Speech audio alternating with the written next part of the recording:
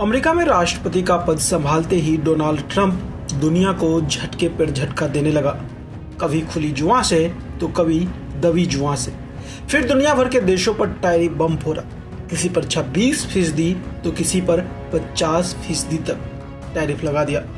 America के जवाब में कई देशों ने उन पर भी जवाबी कार्रवाई किया, लेकिन इस मामले में चीन काफी आगे निकल गया। चीन ने अमेरिका के टैरिफ बम का जवाब और तगड़े टैरिफ से दिया।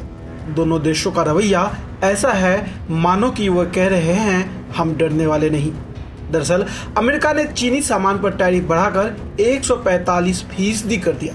जवाब में चीन ने भी पलटवार किया और अमेरिकी सामान पर टैरिफ को 84% से बढ़ाकर 125% कर दिया।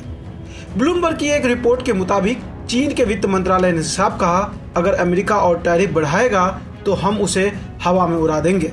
अमेरिकी सामान अब हमारे बाजार में बिकने लायक नहीं रहे। चीन के कॉमर्स मंत्रालय ने तो अमेरिका पर तंज कसते हुए कहा, यह टैरिफ का खेल अब मजाक बन गया है। यह सिर्फ धमकाने की नीति है जिसका कोई आर्थिक मतलब नहीं। इतना ही नहीं, चीन ने धमकी दी कि अगर अमेरिका ने उसे और छेड़ा तो वह आखिरी दम तक लड़ेगा, यानी जंग अभी और तेज होने वाली है।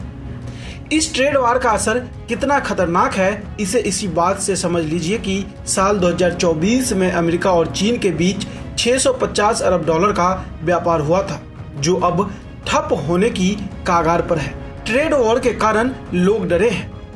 दुनिया भर के शेयर बाजार गिर गए, डॉलर की कीमत लुढ़की और सोने की कीमत आसमान छू रही है। निवेशक डर के मारे सुरक्षित ठिकाने ढूंढ रहे हैं। उधर चीन के राष्ट्रपति शी जिनपिंग ने शुक्रवार को पहली बार इस जंग पर खुलकर बोला। उन्होंने कहा, चीन किसी के दबाव में नहीं झुकेगा। हम न डरते हैं न घबराते हैं। उन्होंने यह भी तंज कसा कि जो दुनिया के खिलाफ जाता है वह अकेले पड़ जाता है, यानी अमेरिका को चेतावनी दी कि वह खुद को अलग थलग कर रहा है। इधर चीन अपने पड़ोसियों को लुभाने में जुट गया है। अगले हफ्ते शी जिनपिंग वियतनाम, मलेशिया और कंबोडिया का दौरा करेंगे। ये वो देश है जो अब तक अमेरिका से बातचीत को तैयार थे, लेकिन चीन अब इन्हें अपने पाले में लाने की कोशिश में है। अमेरिकी राष्ट्रपति डोनाल्ड ट्रंप के साथ बढ़ते टैरिफ संघर्ष के बीच चीन अब बहुपक्षवाद और शांति की बात करने लगा है। वह ईयू देशों पर डोरे डालने लगा है।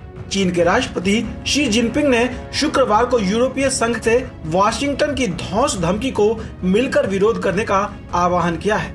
सरकारी समाचार एजेंसी शिन्हुआ की रिपोर्ट के अनुसार 27 सदस्यीय यूरोपीय संघ के सदस्य स्पेन के प्रधानमंत्री पेड्रो सांचेज के साथ बीजिंग में बैठक के दौरान जिनपिंग ने कहा, निष्पक्ष और उचित वैश्विक शासन प्रणाली को बढ़ावा देना चाहिए और विश्व शांति और सुरक्षा बनाए रखना चाहिए। उन्होंने यूरोपीय संघ से अपनी अंतर्राष्ट्रीय जिम्मेदारियों को पूरा करने, आर्थिक वैश्वीकरण और अंतर्राष्ट्रीय व्यापारिक माहौल की रक्षा के लिए मिलकर काम करने तथा धौंस धमकी को मिलकर विरोध करने का आह्वान किया है।